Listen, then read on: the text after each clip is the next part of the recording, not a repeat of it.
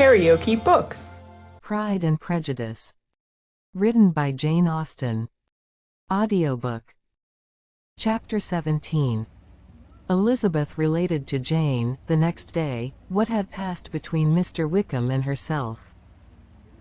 Jane listened with astonishment and concern. She knew not how to believe that Mr. Darcy could be so unworthy of Mr. Bingley's regard, and yet it was not in her nature to question the veracity of a young man of such amiable appearance as Wickham. The possibility of his having really endured such unkindness was enough to interest all her tender feelings, and nothing therefore remained to be done but to think well of them both, to defend the conduct of each, and throw into the account of accident or mistake whatever could not be otherwise explained.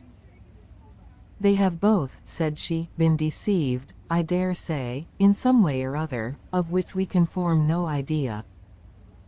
Interested people have perhaps misrepresented each to the other. It is, in short, impossible for us to conjecture the causes or circumstances which may have alienated them, without actual blame on either side." "Very true, indeed. And now, my dear Jane, what have you got to say in behalf of the interested people who have probably been concerned in the business? Do clear them, too, or we shall be obliged to think ill of somebody. Laugh as much as you choose, but you will not laugh me out of my opinion. My dearest Lizzie, do but consider in what a disgraceful light it places Mr. Darcy, to be treating his father's favourite in such a manner, one whom his father had promised to provide for. It is impossible. No man of common humanity, no man who had any value for his character, could be capable of it. Can his most intimate friends be so excessively deceived in him? Oh no.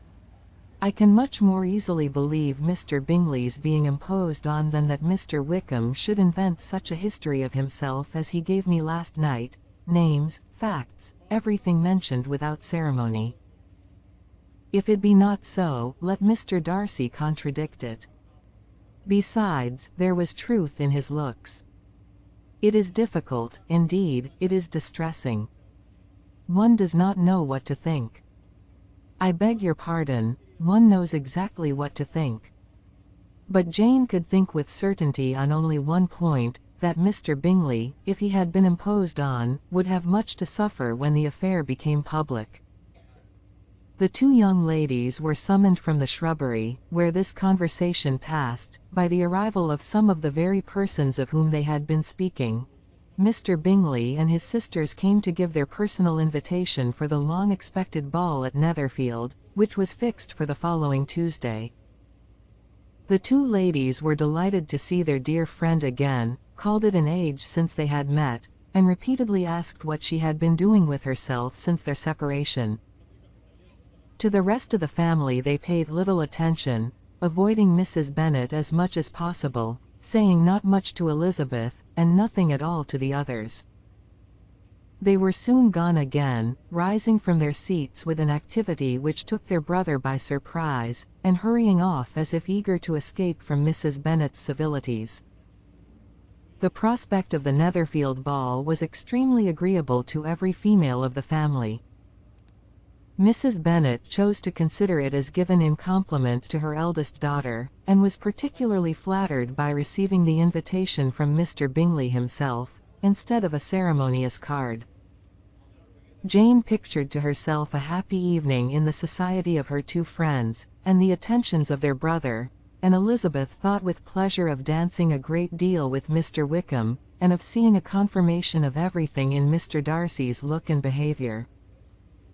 The happiness anticipated by Catherine and Lydia depended less on any single event, or any particular person, for though they each, like Elizabeth, meant to dance half the evening with Mr. Wickham, he was by no means the only partner who could satisfy them, and a ball was, at any rate, a ball. And even Mary could assure her family that she had no disinclination for it. "While I can have my mornings to myself," said she, "it is enough. I think it is no sacrifice to join occasionally in evening engagements. Society has claims on us all, and I profess myself one of those who consider intervals of recreation and amusement as desirable for everybody." Elizabeth's spirits were so high on the occasion, that though she did not often speak unnecessarily to Mr. Collins, she could not help asking him whether he intended to accept Mr. Bingley's invitation, and if he did, whether he would think it proper to join in the evening's amusement, and she was rather surprised to find that he entertained no scruple whatever on that head, and was very far from dreading a rebuke, either from the Archbishop or Lady Catherine de Bourgh, by venturing to dance.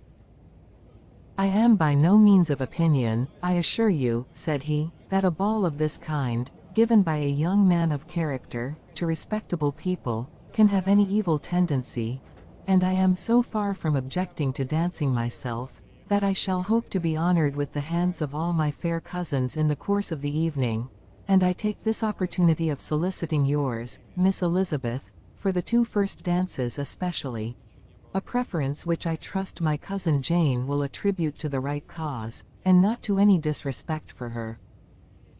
Elizabeth felt herself completely taken in. She had fully proposed being engaged by Wickham for those very dances, and to have Mr. Collins instead. Her liveliness had been never worse timed. There was no help for it, however. Mr. Wickham's happiness and her own was perforce delayed a little longer, and Mr. Collins's proposal accepted with as good a grace as she could. She was not the better pleased with his gallantry, from the idea it suggested of something more. It now first struck her, that she was selected from among her sisters as worthy of being the mistress of Hunsford Parsonage, and of assisting to form a quadrille table at Rosings, in the absence of more eligible visitors.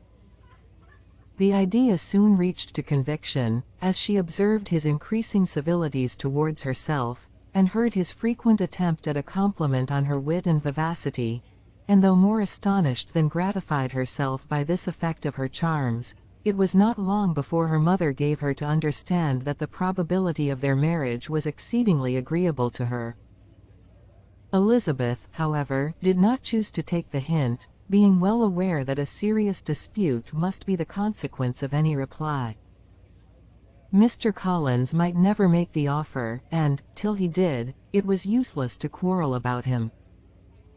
If there had not been a Netherfield ball to prepare for and talk of, the younger Miss Bennets would have been in a pitiable state at this time, for, from the day of the invitation to the day of the ball, there was such a succession of rain as prevented their walking to Meryton once. No aunt, no officers, no news could be sought after. The very shoe roses for Netherfield were got by proxy. Even Elizabeth might have found some trial of her patience in weather which totally suspended the improvement of her acquaintance with Mr. Wickham, and nothing less than a dance on Tuesday could have made such a Friday, Saturday, Sunday, and Monday endurable to Kitty and Lydia. If you liked what you heard, please subscribe to the channel.